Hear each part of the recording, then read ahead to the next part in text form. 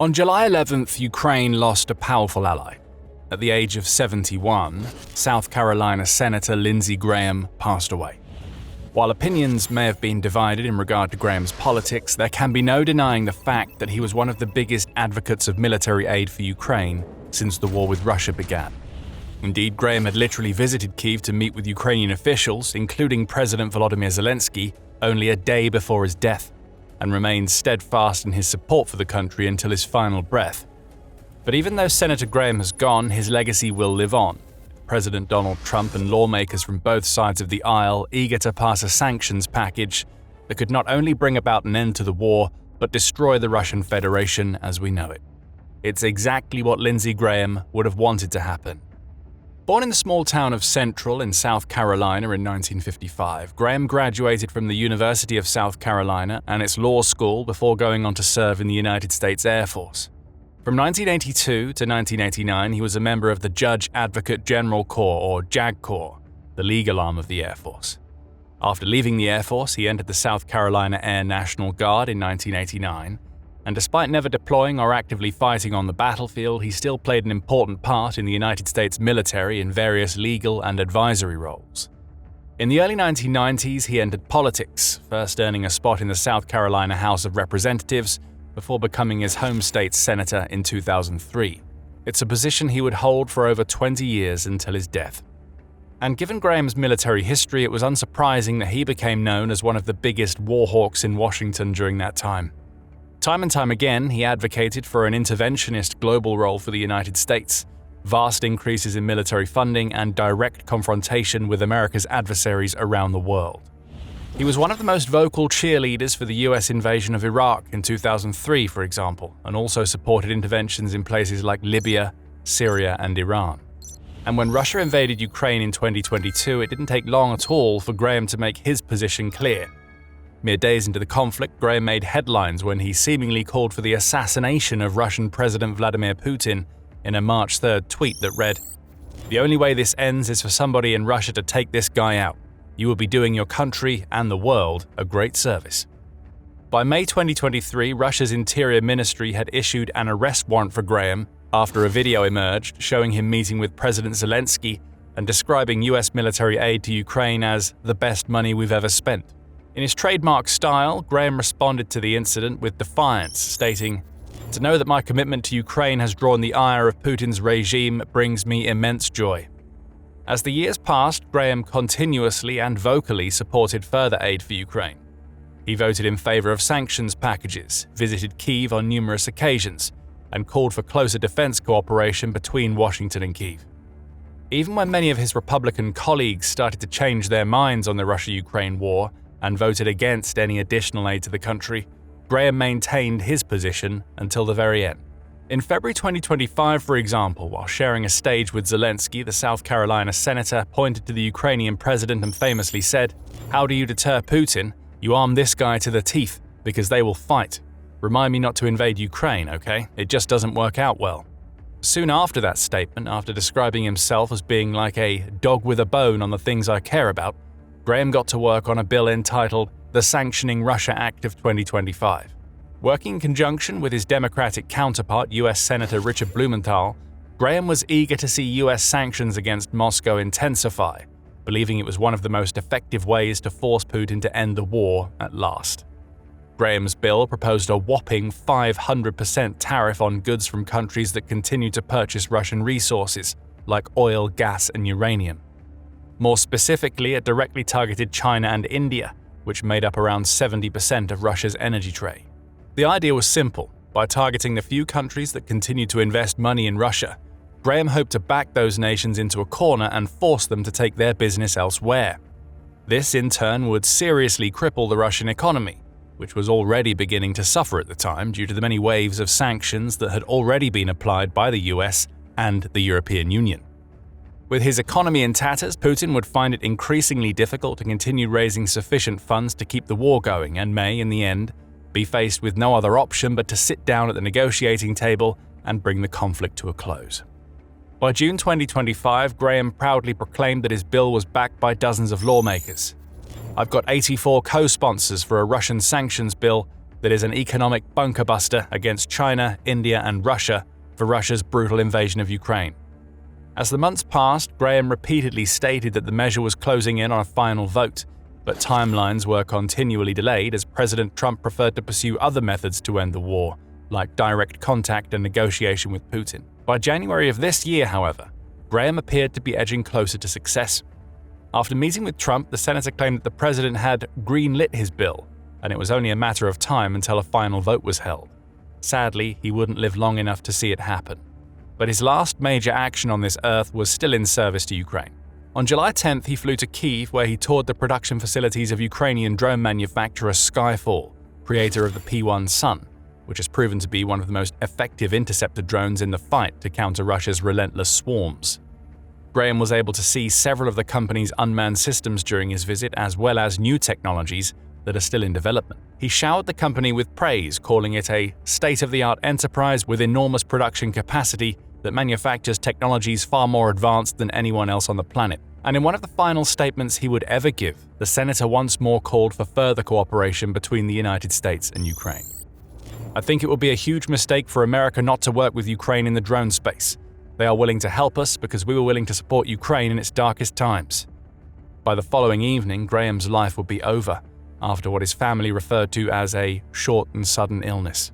Many officials and public figures were quick to share their condolences, including Ukrainian parliamentary head Ruslan Stefanchuk, who expressed sincere gratitude for everything he did for Ukraine, calling him a steadfast friend of the country who understood and supported its fight every step of the way. President Trump also posted a message online calling Graham one of the greatest people and senators I've ever known, as well as a true American patriot who will be greatly missed. But actions speak louder than words, and eager to do something meaningful to honor Graham's passing, US senators officially unveiled their revised version of the late senator's Russia sanctions bill. While some changes have been made to the original bill that Graham and Blumenthal introduced over a year ago, this more than 60-page document is still extremely bad news for Russia. And what's more, lawmakers are eager to accelerate its passage into law, with many expressing confidence that it could advance before Congress begins its August recess. It has taken a long time to get here, with months of negotiations involving lawmakers from both sides of the aisle, as well as the White House itself. But now that the sanctions bill is inches away from becoming official, Russia is bracing itself for something that could send its struggling economy over the edge and into the abyss. Before we explain how that might happen and the enormous impact this bill could have, this is the kind of insight you want more of. Make sure you're subscribed to The Military Show. We break it down like this every single week. The aims of the bill are clear: pile pressure on Moscow by depriving it of the revenue it needs to fund its ongoing war with Ukraine. The conflict, which some Kremlin officials originally claimed would be over within a matter of weeks or even days, has now lasted over 4.5 years and become one of the most expensive military operations in modern history. Russia has poured trillions of dollars into its military during that time, throwing vast amounts of cash into procurement, production, recruitment, and more. It has suffered more than 1 million casualties and seen countless pieces of military hardware, including expensive tanks, air defense systems, and vessels, wiped off the map. It's also been made to endure increasingly devastating drone and missile strikes on its energy infrastructure, with numerous oil refineries across the vast Russian territory being set ablaze in recent months. Together, these attacks have plunged the country into crisis, yet still the war rages on. Which means that the job of Ukraine and its allies isn't over yet. That's where this bill comes into play. If passed, which seems likely given the vast support the bill has from both Republican and Democrat senators, the bill would impose sweeping sanctions on numerous Russian political and military leaders, including Vladimir Putin himself, along with various state-owned businesses, oligarchs, and elites. Putin might not care all that much about sanctions against him personally, given the fact that he continues to enjoy a life of luxury, with palatial residences and private jets.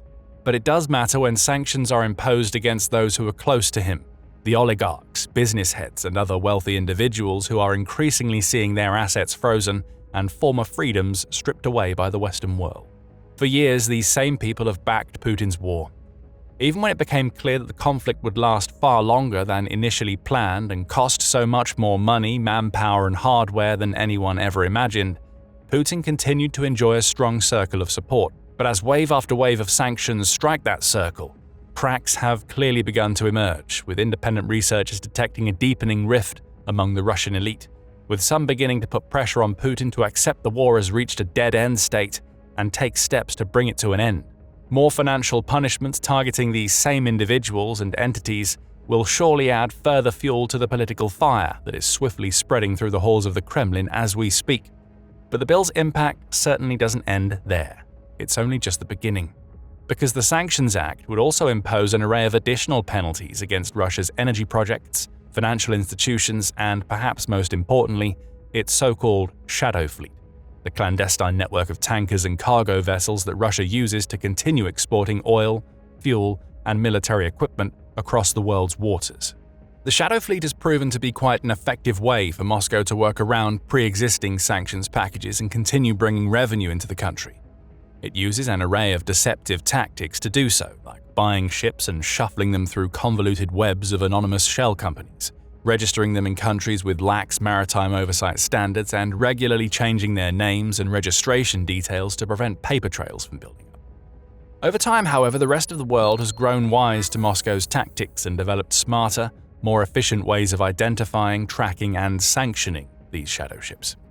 The additional sanctions contained within the bill will make it even harder for the shadow fleet to maintain operations, further reducing the amount of resources Russia can sell and the amount of money it can make through this illicit method. But the biggest part of the bill doesn't focus on Russia at all. It focuses instead on the countries that continue to do business with it. This was always the key as far as Senator Graham was concerned. If the US could deter countries like China and India from dealing with Russia, its biggest revenue streams would dry up in no time. As previously stated, Graham originally wanted to see 500% tariffs on these nations, but such extreme measures were always unlikely to earn the approval of Congress.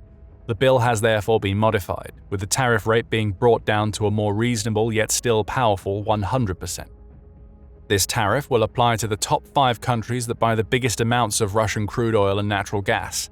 Others, meanwhile, that purchase smaller amounts are likely to qualify for exemptions, so long as they can demonstrate that they are taking significant steps to reduce those imports.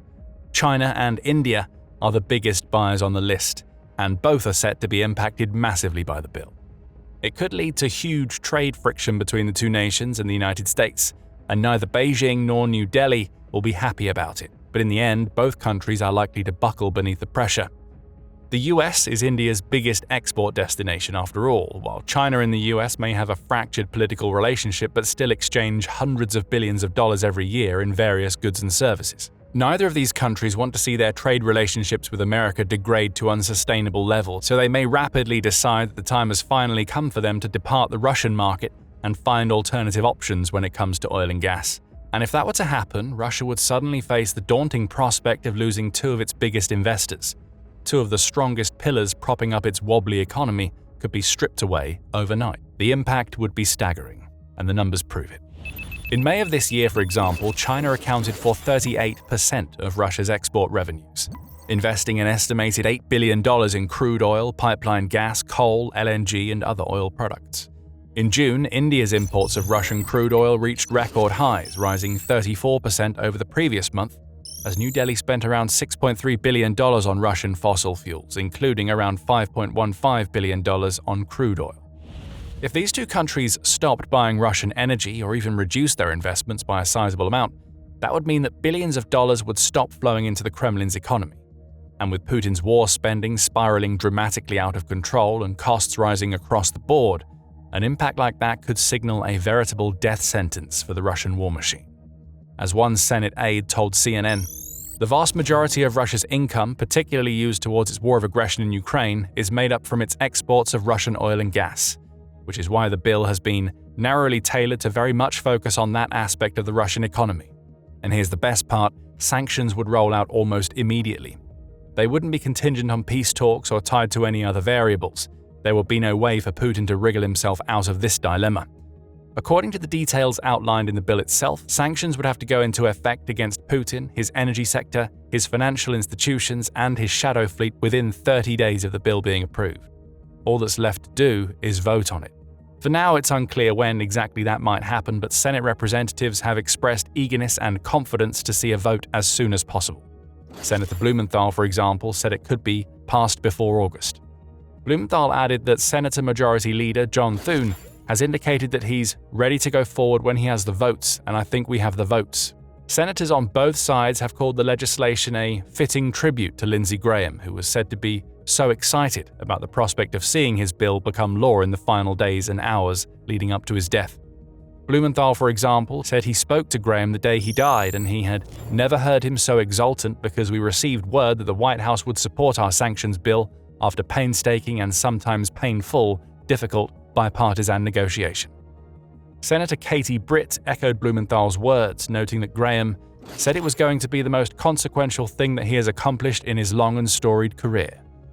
Unfortunately for the late South Carolina senator, he won't get to see it happen, but there would be no better way for his surviving colleagues to honor his legacy and put a final, defining mark on his personal, political battle with Russia than to approve his bill at long last. And the United States isn't the only nation taking big steps towards bringing the Russia-Ukraine war to an end. Check out this video to see how two of Europe's leading countries, Germany and France, have joined forces to unveil one of the biggest support packages the world has ever seen. Or to find out how Putin's allies and advisors are turning against him, watch this video.